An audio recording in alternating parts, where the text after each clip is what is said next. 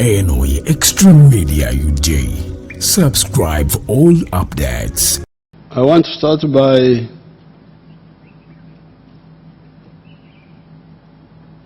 giving you some few hints on science, because I noticed there's a lot of panic created by people who don't know science very much about Ebola.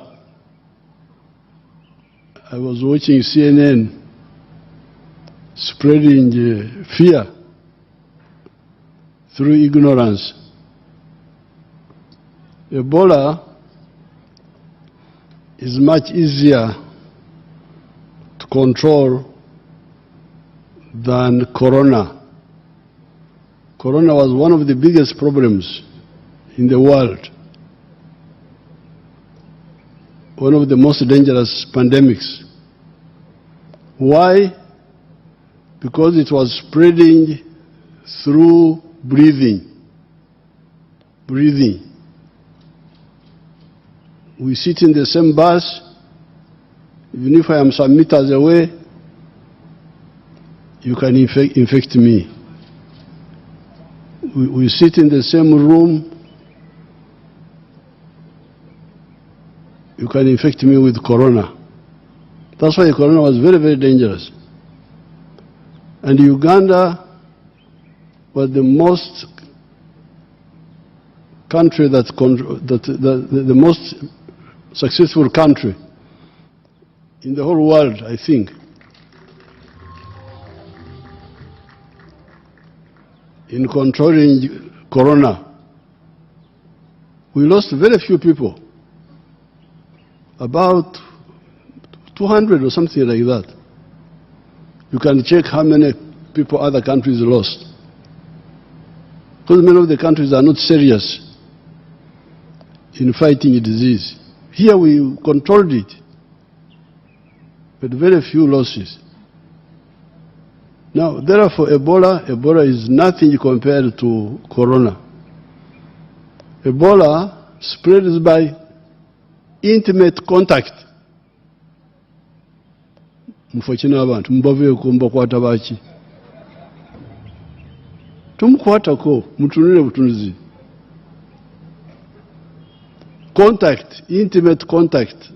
That's how Ebola spreads. And even then, somebody infected by Ebola is not infective all the time. It is only when the symptoms start showing that he or she starts being able to infect other people. And that is like after 5 days or 10 days. The whole period, I think they are saying that the incubation period is like 21 days. So therefore, stop shaking hands. I normally don't like shaking hands, and this is a very good excuse. Now I just wave at you. Shaking hands for what? What do you want to do for me? Nkulavye Chimara. Then I saw somebody panicking, even somebody who was supposed to be a minister somewhere was speaking that person was a minister also, but speaking ignorantly. If you report Ebola early, it is treatable. Why? Because you counter the damages that Ebola causes to you. Because Ebola kills by, number one, high fever. High fever, which damages your organs. So therefore, the doctors can control the fever. Can control the fever if it is reported in time. Then vomiting and so on causes dehydration. So early intervention, you rehydrate. You rehydrate the patient. Somebody who is infected can actually be treated by countering the effects of Ebola. So therefore, and then the CNN was saying DRC and Uganda. I don't know why my daughter Kagwa, you have not countered that. This was mainly DRC. All these people, the 500 or whatever number, then the ones who have died, they are saying 130 or something like that. All of them are on the Congo side mainly. And then one who died here in the Chibuli hospital had come from Congo. And then another one who is, I think, sick in Nakasero. There are few people. So the correct description of the outbreak is that it is mainly in Congo, but with a few people who came from Congo who came here. Now, when I met with the task force, we didn't agree with the panic of closing the border and all that. Because if people are coming illegally, we can manage them. First of all, if we work with the Congo government and tell them that anybody who has got a fever, please don't travel. Anybody with a fever, don't travel. Stay in your location and report to the health authorities. Then at the border, we check the temperatures in the bus, in the cars, we check the temperatures. And then we guide everybody, even when you are already here, if you get sick, you report immediately to the health center. We shall control it. I've told our people to look at the airline, because people were talking about Uganda airline. The Vice President will chair a meeting and guide you.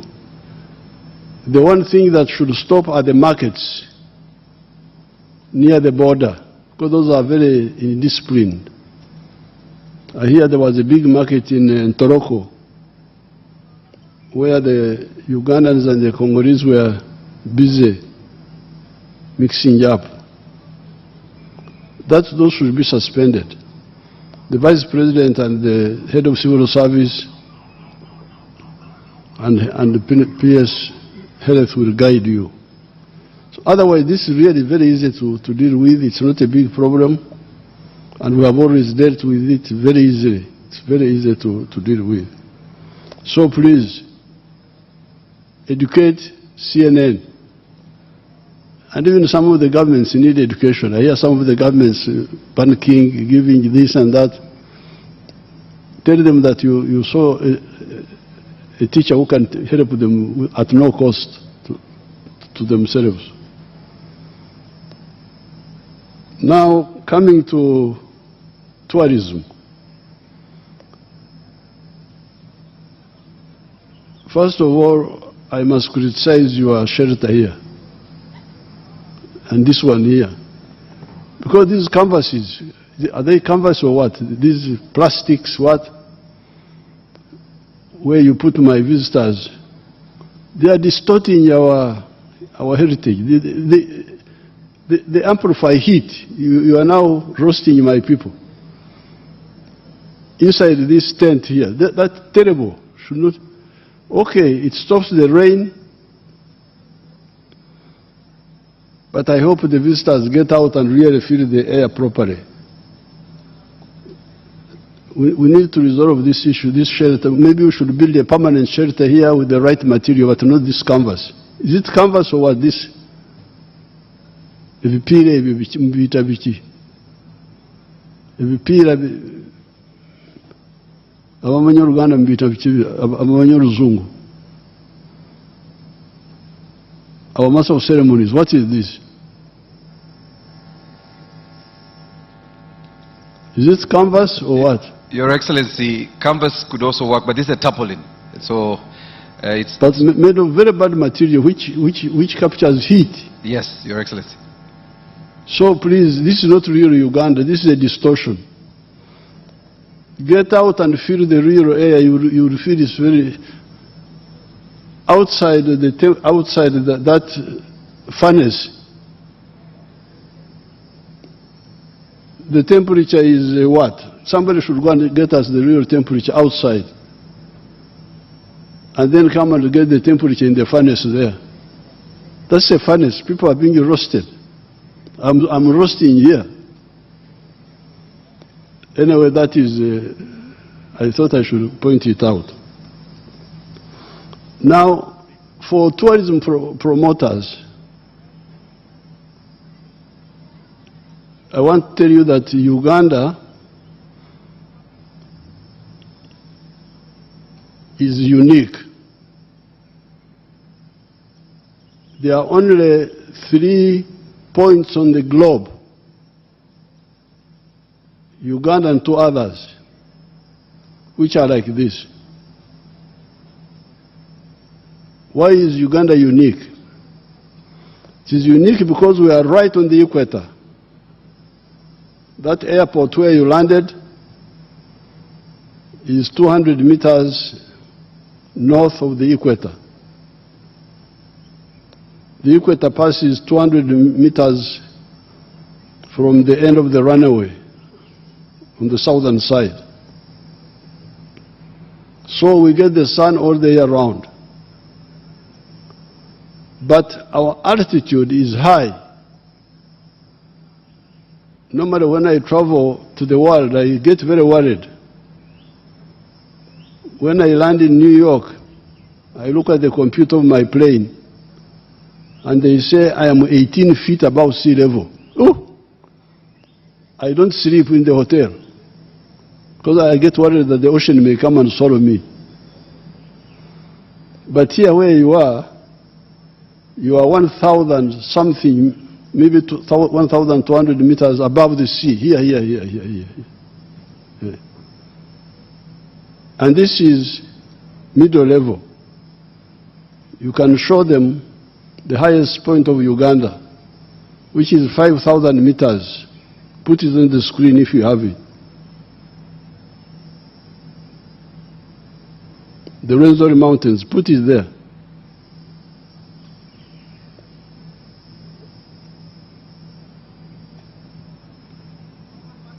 Mubadiki, mwebase?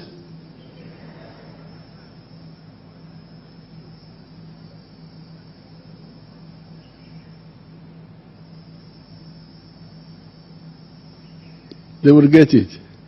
So, the lowest part of Uganda, which is in the Rift Valley, is 600 something meters above sea level. And the highest, as I've said, is 5,000 plus meters above the sea level. And therefore, all the year round, our temperatures are very mild. In some parts of Uganda, they actually, it's quite, that is, freeze it there, freeze it. Don't think those are the Alps in Europe. That's Uganda.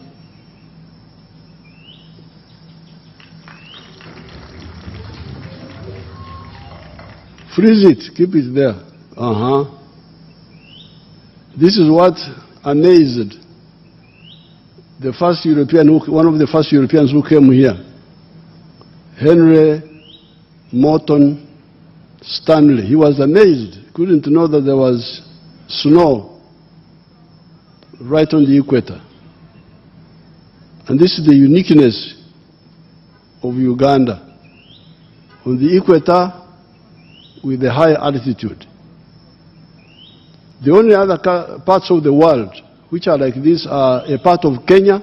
There's a part of Kenya which is near Mount Kenya, which is like this one. And also there's a country in South America. There's a country in South America. I've never been there, but I see it on the map. I think it may be like here. It's called Ecuador. Ecuador. I suspect that country may be like Uganda here. So when you say come to Uganda, other than these people who have put you in a furnace, what they call, I don't know what you call it. Here you don't have to warm the air. You don't have to cool it. You just enjoy it the way it is.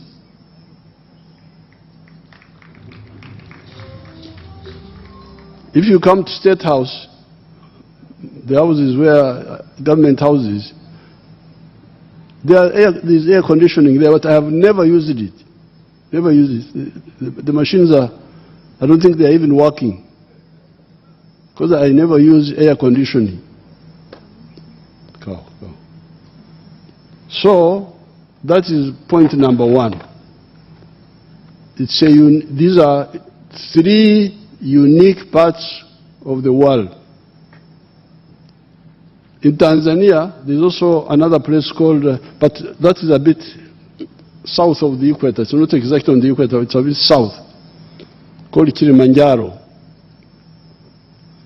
Near the equator, not very far. But the ones direct on the equator, it is a part of Kenya, Uganda, and Ecuador. Otherwise, the equator, for most of the time, passes through low-lying parts of the world, like the Amazon. I hear those people have been to the Amazon. It's very humid, very hot. The Congo Basin, part of Congo, very hot, very humid. I was in the Philippines once, very humid. The equator passes there. And then in the ocean. Most of the time the equator passes in the ocean. So when we say our friend Winston Churchill, when he wrote that statement in 1907, he was amazed. He had never seen anything like this in his life. And Churchill was a wanderer. He was a permanent traveler. So he was amazed. That's number one. The uniqueness of Uganda. There is nothing. When I travel, it's a sacrifice. I really sacrifice to leave Uganda to go and visit other places. I don't want to leave Uganda for any. Me, I am over here and for here. I am always here. And these days I had the trouble. But secondly, if you are looking for the original Africans, here they are, who are very much isolated. The first non-black person we saw here was in 1841. You can imagine, it's not just 200 years ago. This is the first time we saw a person called Arab. Umwarabu, kutosoka kulaba wano, was a man called Ibrahim from Zanzibar. Our people had never seen a non-black person. They were amazed. They didn't know that there were white people in the world. And then the first white man to come here was Huntington Speke, who came in 1862. So our interaction with the world is recent. And if you are looking for the Africans who still have African ways, here, there. You have seen some of these girls here, how beautiful they look, who are speaking there. The ones who are speaking, the directors and the permanent, so those are the real, you saw them, didn't you see them? That is made in Uganda, original.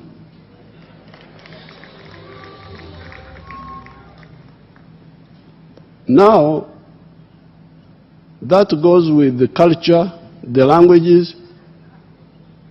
The languages are very rich. That's why I had to write a book capturing some of these languages. Called social something, I've forgotten what they call it, some sort of dictionary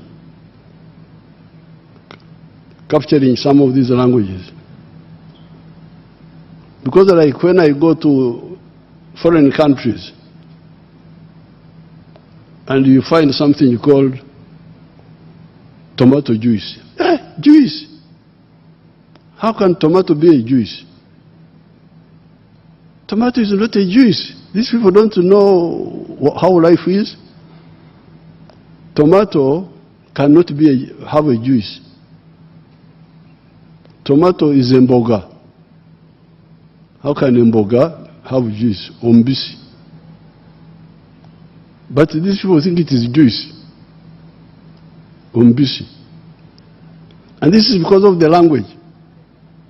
Because for us, we have got a word for vegetable, we've got a word for juice, ombisi, we've got a word for fruits. The only thing that can produce juice are bananas, maybe sugarcane,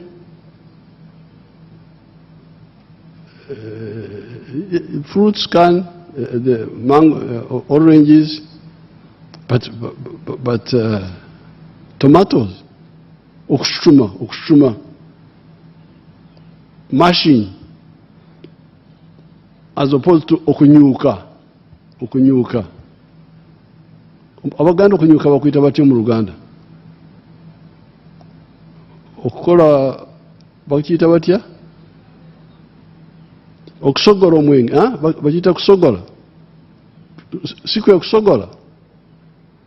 Abaganda baliwo oba bagwawo bannange. Omuganda ddala ali ludda wa?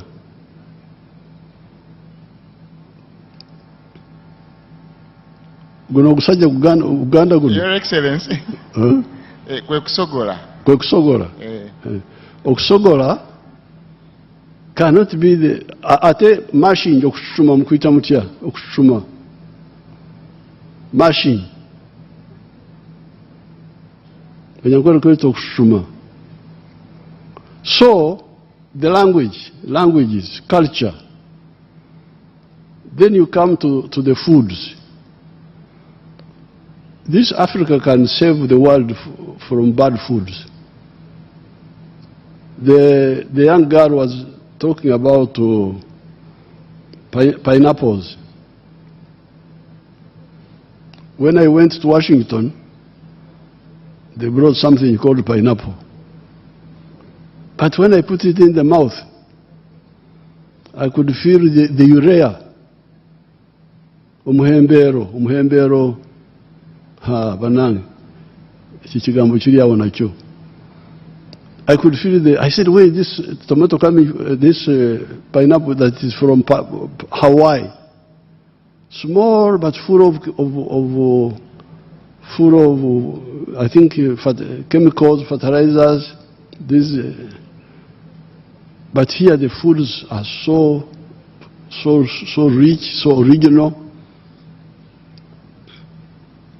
I am now going to be 82 years old. I only eat our indigenous food.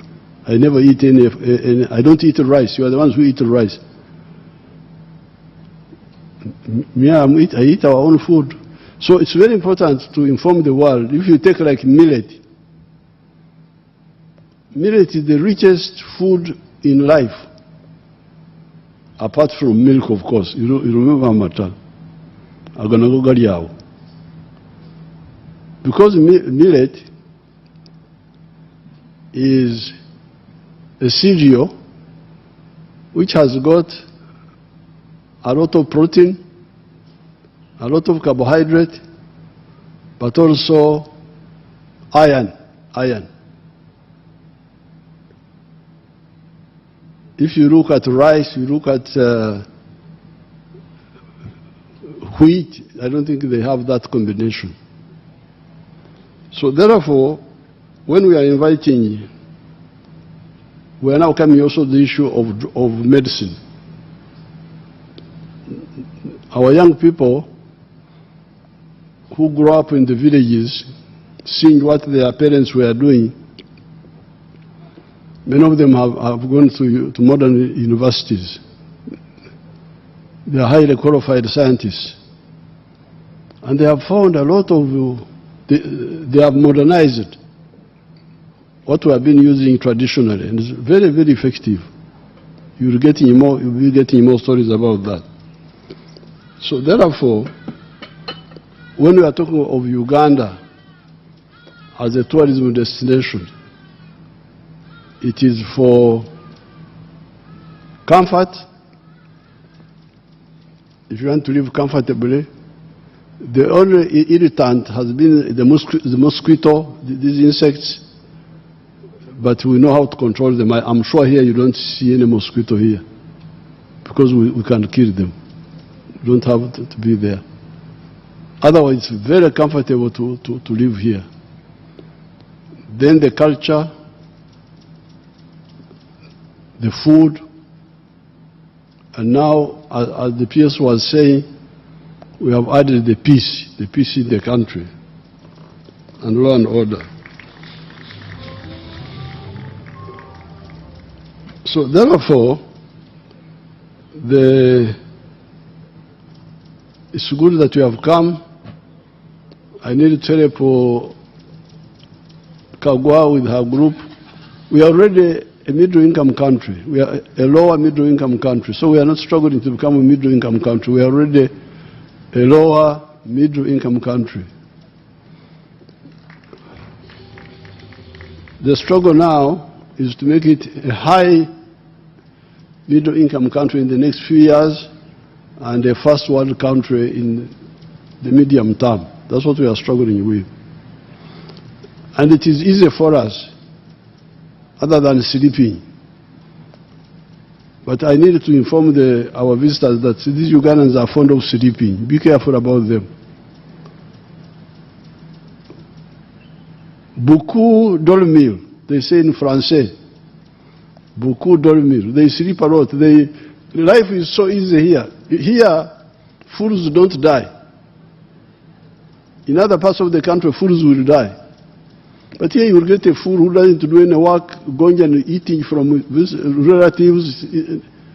He's there. He doesn't die. So life is easy here. Some of the people don't work hard. But the potential is so huge. Our economy has got 4 sectors. Sector 1 is commercial agriculture. Our people are very good in agriculture, but they have been doing agriculture for home consumption, what they call subsistence. For the last 60 years, I have been involved in persuading the people near me to go from subsistence farming to commercial farming, produce for the home, for the food, and also for the pocket. And do so with the Chibaro. The Chibaro is the essence of economics. So agriculture is very lucrative here. Then you have got manufacturing. Now, tourism is in services. Tourism, professional services, transport, all those, music and entertainment, all those are part of the services sector. And then the ICT. So therefore, By you coming here, you will help us to advance our economy to high middle income level status and first world country. Because of the colonial fragmentation, the borders are not rational. You find there's a lot of landlocked countries in Africa because of the colonial borders. But that's why politically we've been working with our neighbors, Kenya, Tanzania, Rwanda, Burundi, Congo, South Sudan, Somalia, to reassemble this part of the world and the whole of Africa into one market. That's why you heard us playing two anthems. One anthem is Uganda anthem, the other one is East African anthem. East African Community Anthem. That's why you had us playing two anthems. We are very conscious. We've been working to remove the distortions of colonialism. I told you that we did not have much contact with the non-Africans until 1841. But our ancestors had contact with the coast. People from Zanzibar, through Bagamoyo, through Tabora, through Karagwe, we are coming here. Since time immemorial, excavation work has shown some items which were imported here in 900 AD from Mesopotamia, what is now Iraq. This was because of the trade between the coast and the hinterland, the internal part of Africa. So we have been working to reassemble that connected trading area. And it is helping us because many of the products we produce, the internal market in Uganda is not enough. We sell them in the region and in the whole of Africa. So therefore, in the new government, I would advise them to make it easier for the tourists to come, and because apparently one of the, I don't know why, they have been giving short visas of 3 months. But the Americans complained, say, we give you visa of 3 years, that the Americans give us a visa of 3 years, and you give them of only 3 months. Why? What are you worried about? Give him of 3 years multiple re-entry visa. Let him go, come back if he wants.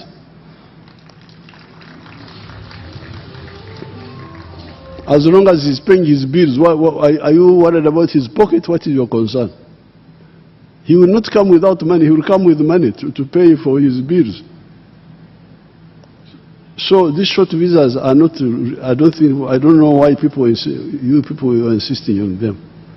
We are going to discuss that.